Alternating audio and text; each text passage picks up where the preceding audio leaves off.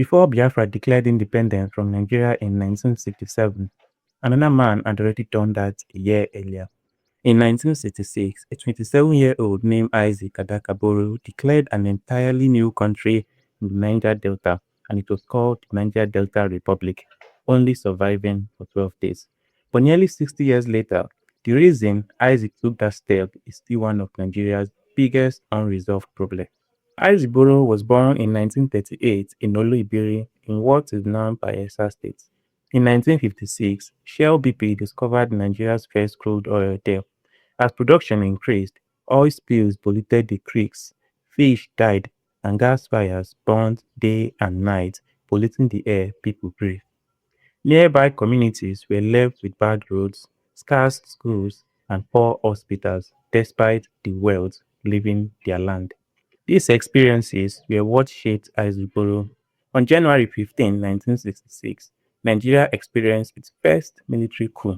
Prime Minister Abubakar Tafawa Balewa was unalived along with several senior leaders, and Major General Johnson Agui Ironsi became Nigeria's new and first military head of state. For Isaac, the coup was an opportunity. The new military government was still trying to establish control, and he also believed that moving quickly could force Nigeria to face a problem it had ignored for many years.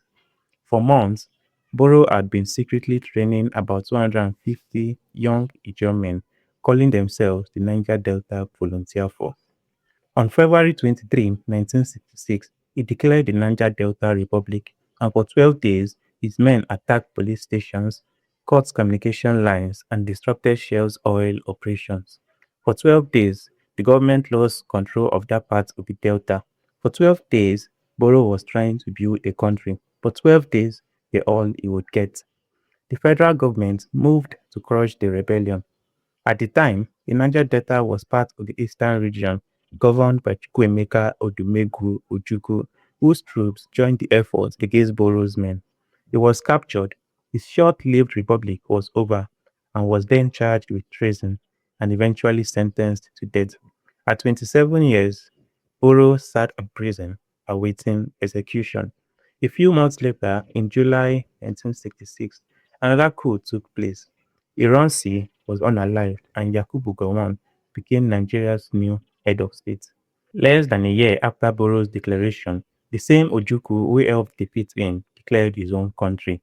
On May 30, 1967, he declared the Republic of Biafra, taking the eastern region out of Nigeria. Suddenly, Boro became valuable again.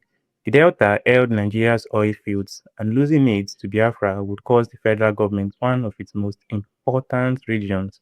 So instead of executing him, Gowon pardoned Boro, who walked free in August 1967 and joined the Federal Army against Biafra.